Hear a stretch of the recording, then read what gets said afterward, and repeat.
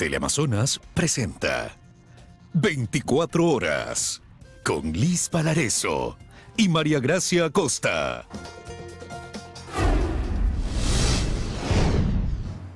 Muy buenas tardes, aquí empezamos. 2 mesas de diálogo intentan alcanzar acuerdos a pocas horas de que concluya el proceso de diálogo. Vamos a esta hora hasta la Conferencia Episcopal Ecuatoriana, donde está Daniela Valencia con más información. Daniela, muy buenas tardes. Cuéntanos, por favor, te escuchamos. Buenas tardes, compañeras en estudio, amigos televidentes. Efectivamente, tanto el gobierno nacional como el sector indígena buscan agotar hasta el último minuto para lograr acuerdos en estas 10 mesas temáticas, especialmente en la más compleja, que es la de focalización de subsidios a los combustibles, que recordemos, el día de ayer ya firmó un acta de cierre sin ningún tipo de acuerdo global. Sin embargo, nuevamente se están reuniendo a partir de la 1 de la tarde. Hace pocos minutos empezaron nuevamente a llegar los dirigentes para lograr firmar un acta en el que se estipule ciertas coincidencias. El presidente de la CONADI, Leonidas Issa, dijo que sí hay coincidencias. Por ejemplo, nombró que tanto el gobierno nacional como el sector indígena están de acuerdo en que no se puede liberalizar el precio de los combustibles. Escuchemos lo que dijo. Uno de los acuerdos que se ha llegado es no se puede liberalizar los precios. Ya, así está de acuerdo el gobierno, no se puede liberalizar los precios en este país. Lo que se podría pensar es en una política de focalización donde sí debería haber un techo, lo que dice la ley y la Constitución, un techo hasta ahí donde deberían, ¿no es cierto?, pagar los combustibles ya con menos subsidio. Y eso es lo que se recupera, trasladar a los sectores más necesitados. En un tema en el que dijo no hay coincidencias es en la aplicación de cupos. Dijo que el gobierno nacional propone aplicar estos cupos para controlar el subsidio en sectores como el productivo. Sin embargo, el sector indígena asegura que este sector ya se está beneficiando de forma completa.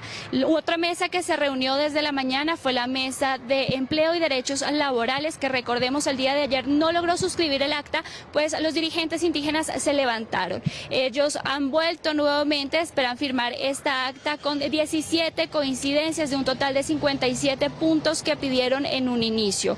Estas mesas se reúnen horas antes, están trabajando a contrarreloj, pues recordemos que a las 4 de la tarde se desarrollará el evento de cierre en el que se busca ya suscribir el acta final, con el que ya se establece el fin, el culmino del proceso de diálogo entre el gobierno nacional y el sector indígena, que arrancó el 13 de julio y por el cual el Ministerio de Gobierno calcula ya son más de 170 los acuerdos.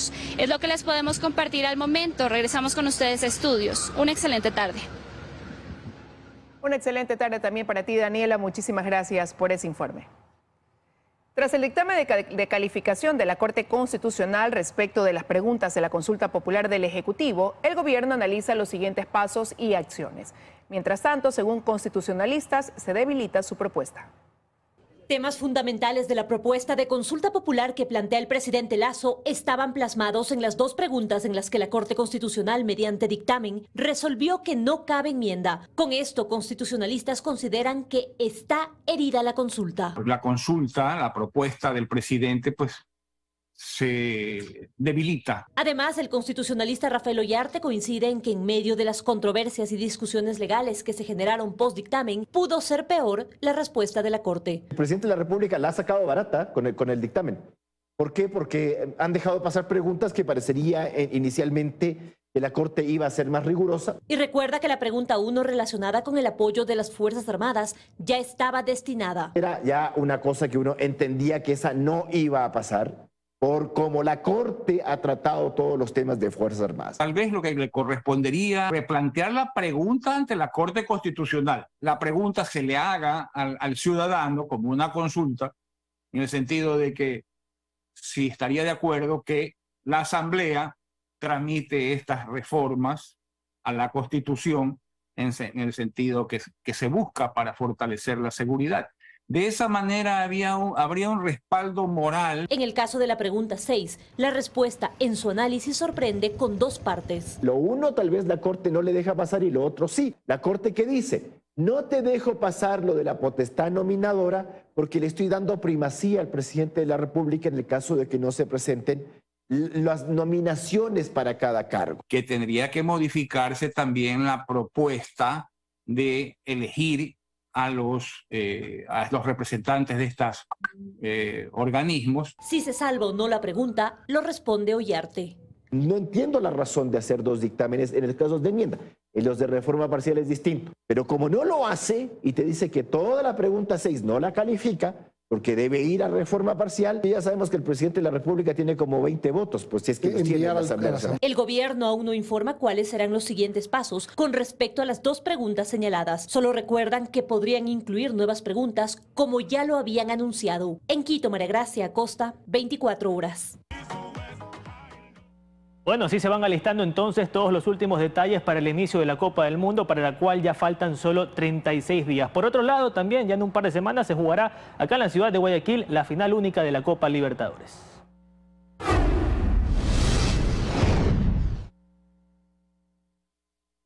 Y justamente para hablar de esta final única de la Copa Libertadores que se disputará el próximo 29 de octubre en el Estadio Banco Pichincha de la ciudad de Guayaquil, tomamos contacto con nuestro compañero Luis Alfredo Zúñiga, quien nos tiene más detalles de cómo se está preparando la ciudad y este escenario deportivo para esta gran final. Luis, te escuchamos.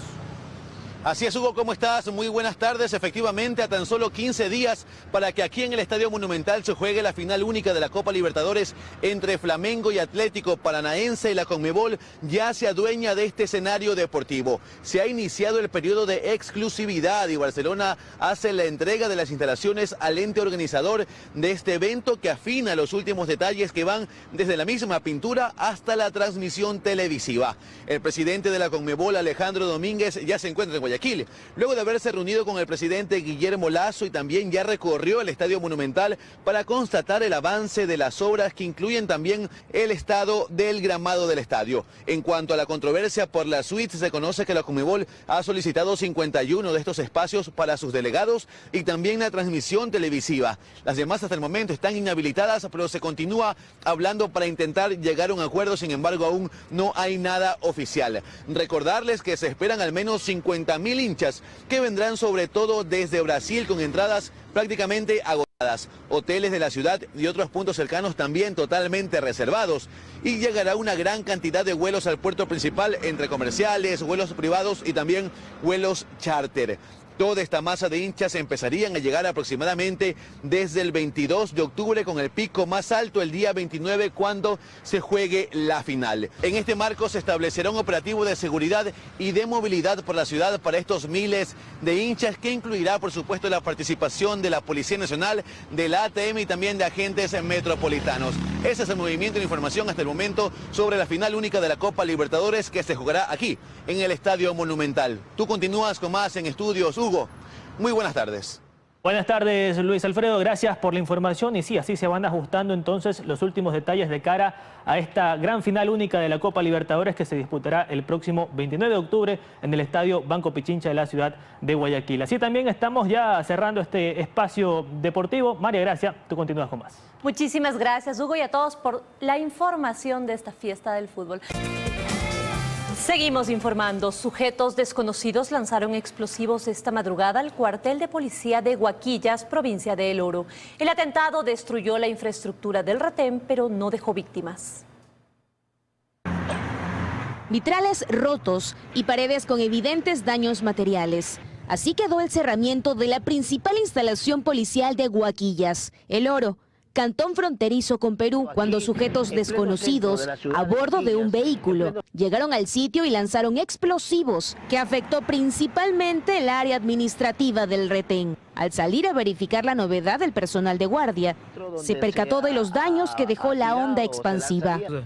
Estos hechos son para tratar de minimizar y atemorizar el actuar policial, pero como indiqué hace un momento, no desmayaremos nosotros en el cumplimiento de nuestra misión policial. Los atacantes dejaron además mensajes con amenazas a los servidores policiales, por lo que la autoridad presume se debería a represalias de un grupo delictivo luego de algunas capturas registradas en las últimas horas. 2 hojas de cuaderno escritas con un marcador azul. La organización delictiva que se adjudica este hecho es del grupo denominado Los Peches, cuya cabeza principal está hace varios años en la cárcel regional de la ciudad de Guayaquil, y solicitaba que la policía deje de hacer su trabajo y detener a los miembros de esta organización. Tras el ataque en la madrugada, la policía hizo un barrido en las cámaras de seguridad de domicilios aledaños. Pero hasta el momento no hay ningún capturado por este caso. Un ataque que ocurre 5 días después del atentado contra la unidad de policía comunitaria de Socio Vivienda 1 noroeste de Guayaquil, donde una uniformada resultó gravemente herida. Y aún se debate entre la vida y la muerte. Vanessa Robles, 24 horas. El permiso de porte de armas para civiles requiere de una modificación al Código Penal, por lo que derogar el decreto ejecutivo del 2011 que lo prohíbe no causaría ningún efecto. Desde la Asamblea se propone actualizar la regulación en torno a la tenencia, que sí está permitida. El tema ha vuelto a la mesa del debate, pero para tenerlo claro hay que partir por diferenciar la tenencia del porte de armas. El artículo 360 del Código Orgánico Integral Penal lo detalla. La tenencia consiste en el derecho a la propiedad legal de un arma que puede estar en un determinado lugar, dirección particular, domiciliario o lugar de trabajo. Mientras que el porte consiste en llevar consigo o a su alcance un arma permanentemente dentro de una jurisdicción definida. En Ecuador, a más de la fuerza pública, el porte de armas está permitido para ganaderos y camaroneros, mientras que la tenencia para todas las personas naturales que cumplan con una serie de requisitos ante el Comando Conjunto de las Fuerzas Armadas.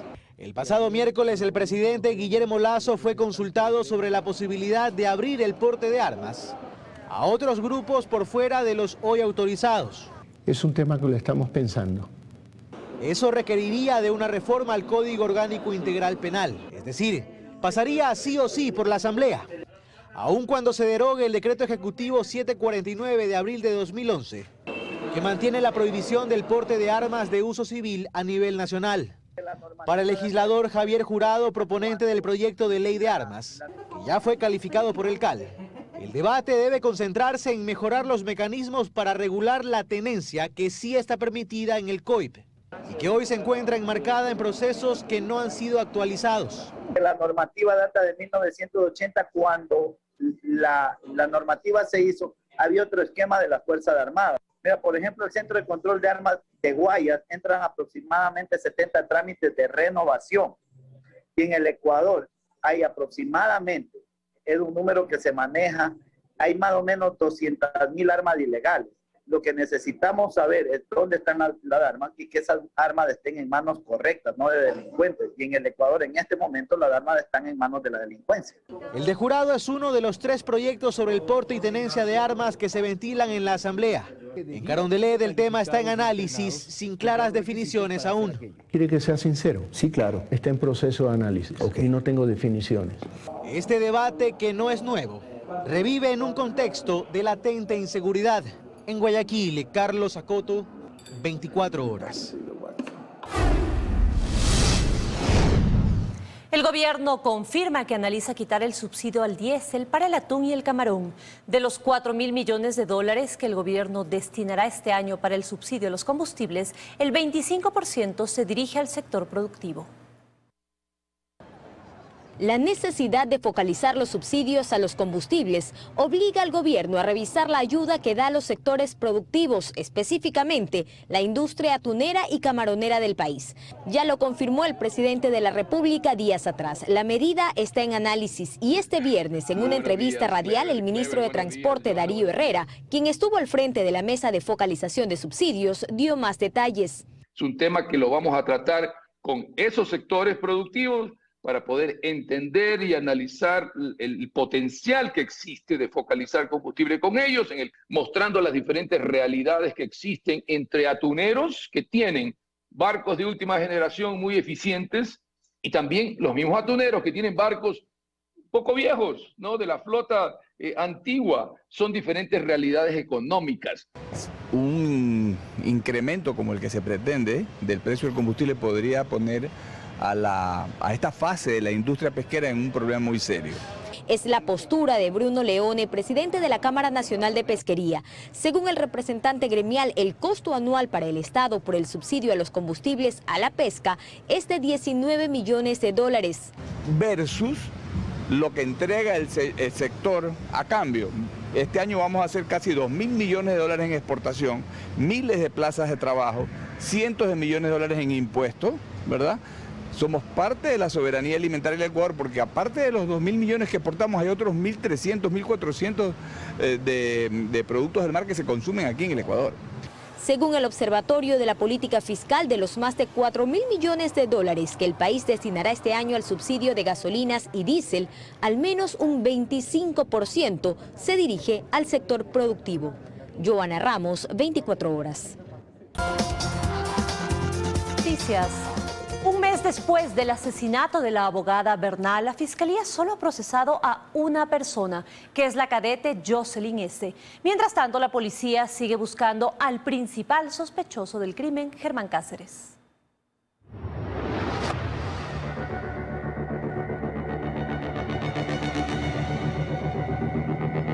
El caso que conmocionó al país hace más de un mes se desarrolló dentro de esta escuela policial.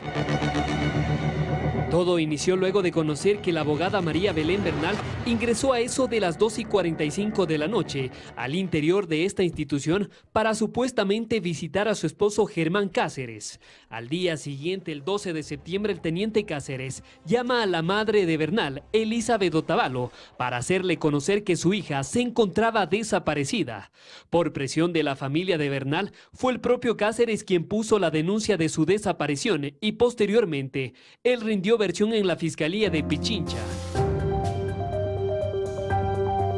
En medio de este drama e incertidumbre por su desaparición, las autoridades ya empezaban a revelar indicios de lo que se habría encontrado dentro de la escuela policial y determinar que esto se trataría de un nuevo caso de femicidio, después de confirmar la fuga de Cáceres. Se han encontrado algunos elementos, esos elementos ya están en cadena custodia. 10 días después de realizar la búsqueda de la abogada por varios sectores de Quito, las sospechas de su fallecimiento se confirmaron el pasado 21 de septiembre. La Policía Nacional, a través de sus grupos especiales, encontraron el cuerpo de Bernal en el Cerro Casitagua, ubicado en la parte superior de la escuela de la policía. El cadáver encontrado pertenece a la víctima que estábamos buscando, María Belén. El 22 de septiembre, después de confirmar a través de la autopsia que su fallecimiento se produjo por asfixia y ahorcamiento, se realizó el velorio de Bernal en el Teatro Universitario.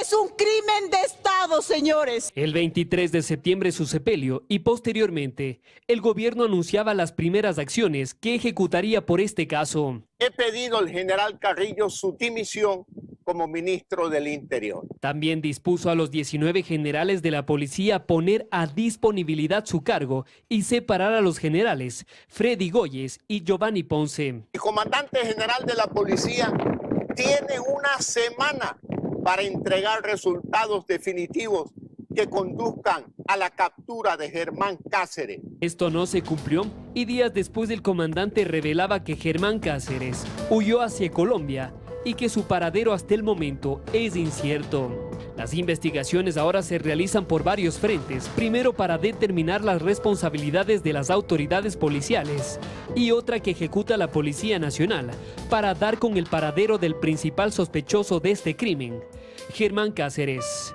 En Quito, Paul Coello, 24 horas.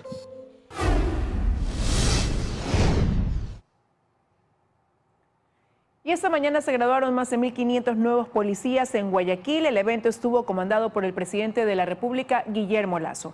Nos enlazamos con Luisa María Heredia para que nos cuente más sobre este evento y otras actividades del primer mandatario. Luisa, hola, adelante.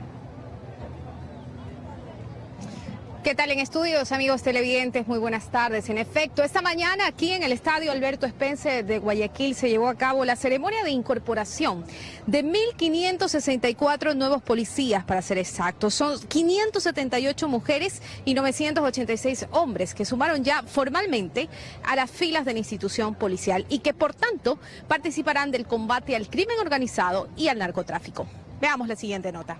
Juraron ante la patria y a Dios le elevaron una oración. Son los nuevos miembros de la Policía Nacional del Ecuador, un primer grupo de uniformados de los 30.000 que el gobierno ofreció incorporar hasta el 2025 para fortalecer a la institución. Uno de los ámbitos del fortalecimiento institucional es el incremento del talento humano. Precisamente, lo que nos convoca esta mañana es presentar a la sociedad ecuatoriana 1.564 jóvenes pertenecientes a la 9ª Corte. Desde hoy serán guardianes del orden, la ley. Su principal compromiso, garantizar la seguridad ciudadana. Y para ello deben combatir al principal enemigo que actualmente tiene el país. Tenemos el empeño, la fortaleza suficiente para caminar con nuestras autoridades y la ciudadanía para cristalizar metas y sueños. Para que puedan lograrlo, el presidente de la República, Guillermo Lasso, se comprometió a darles los recursos necesarios. La seguridad ciudadana es un gran desafío que debemos alcanzar.